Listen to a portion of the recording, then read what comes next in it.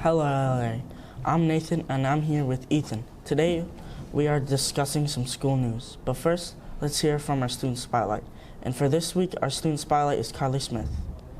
So I am Carly Smith. I am the Student Council President. I am the head of Advisory Reps, and I am President of Thespian Society, and I am on Justice League, just to name a few.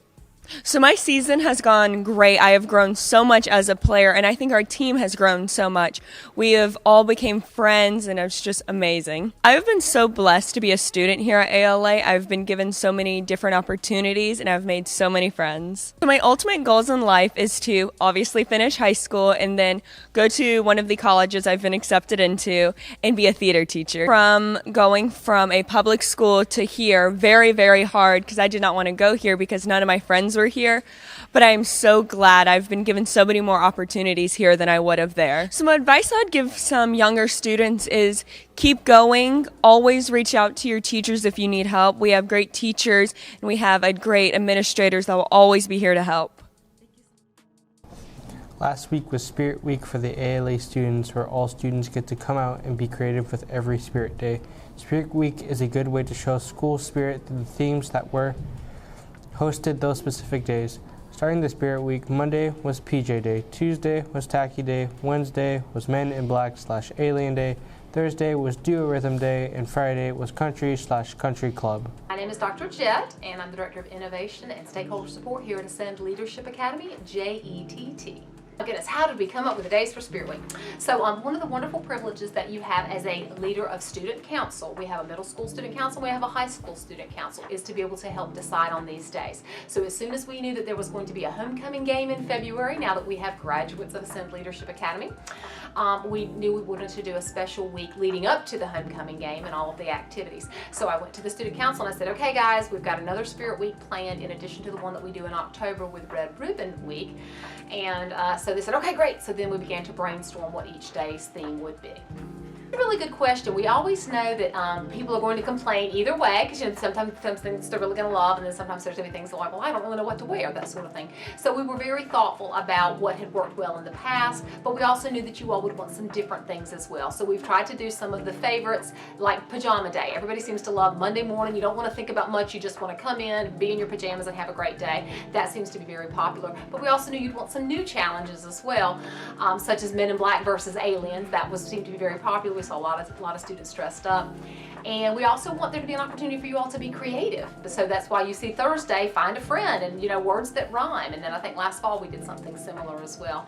Those tend to be popular, but also make you think a little bit. Well, the buzz on the street right now is that everybody's excited about Country versus Country Club, because we've all got something that we either kind of dress down a little bit, maybe throw some overalls on, or we want to dress to impress. Maybe we've got a crush on somebody, or we just want to look really nice one day. Then we're going to dress up like we're going to a country club event or something of that nature. So I'm hearing a lot of good press about that, but I'm seeing some really neat costumes today with the rhyming, the cat and the bat, and I mean, it's just the teachers have even gotten into it, so it's really exciting to see. I think what we always do is we look back, we want to make sure we don't do exactly the same thing, but if something was popular, can we do something similar? So that was kind of the thought with this, and we knew that last fall, I think we did something about you do something that starts with the letter of your name.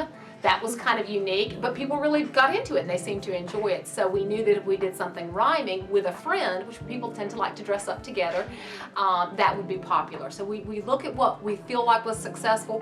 When we find out that something wasn't successful or people complained about it, we definitely avoid that for the future. There's one particular one out there called, Anything But a Backpack Day. That one tends to come up every year, but then we start to think about if people get crazy with it. Like I know you probably, if you look on the internet, kids will bring a wheelbarrow. Well, folks, getting up and down the stairs with a wheelbarrow is obviously good. It's a safety hazard and so forth. So that is one we have kind of shied away from, even though we know it's something that other schools have tried.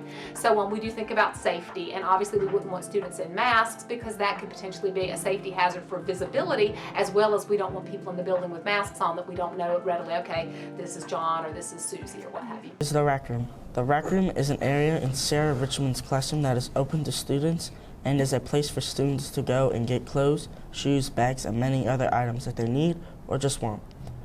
The Rec Room is open to anyone. Her room is open during lunch and sometimes during fourth period for students to come in and look at and take any items that they like. She is also taking donations all the time. These donations could be given to Sarah Richmond or could be left at her door. These donations are taken to her place and are washed, cleaned, and checked for any holes and anything that isn't school appropriate. Then after this, she'll bring them to her room, hang them up for students to come and see what fits, or if anything is in their style. Sarah Richmond has also said that out of all the items she has, she does hope to get more men's clothes, as there isn't as much of them to the women's clothes.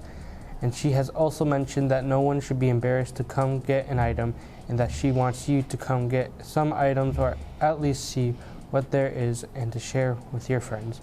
And if you want to help out in the rack room, you can.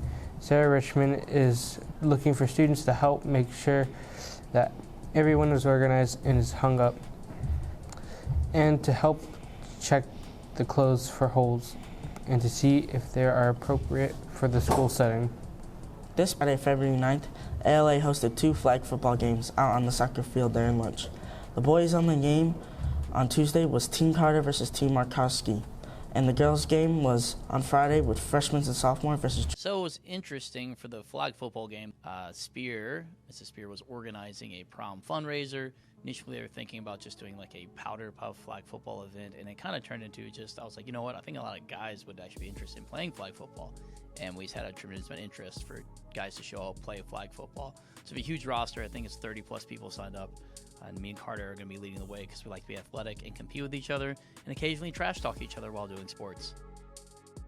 Ooh, game day predictions. Whatever team I am on will probably win, and that's not being arrogant. That's called honesty.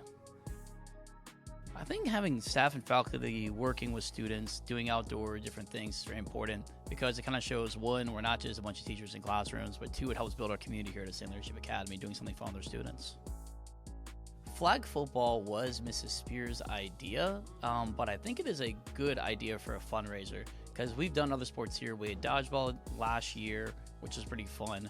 We had a student faculty basketball game before, which I hope we bring back. So I guess this is just another way to try to do something else. To kind of mix it up and give some variety. And because it's new and a new idea, I think we have a tremendous amount of interest. I think if you do anything in the community, it has to be done after school. And that's kind of the big thing. So it's possible, but it has to be like a separate club, after school activity, different ways to set up. But since we're doing it in school, that's why we're kind of limiting it to in-school participants and in-school audience. A lot of preparation goes in organizing something like this, especially with a lot of students doing a lot of sports, a lot at once, especially something where we don't coach it or regulate it on a daily basis. The reason this will go smoothly, my prediction, is because me and Carter will be out there both playing, interacting, and running the teams. So due to that, having direct staff involvement will help it run smoothly. School benefits is going to be fun, and it's going to be pretty cool, and we'll make money for prom. So I think those 3 factors will kind of bring a big benefit. I don't actually think we've decided on an official for the game. I know Mrs. Spear might do it, but regardless, me and Carter being on the field at all times mean we can kind of regulate our teams and the other team. It's a little bit of an honesty policy between the two of us. We're going to talk trash, but we're good sportsmen. It's all positive things.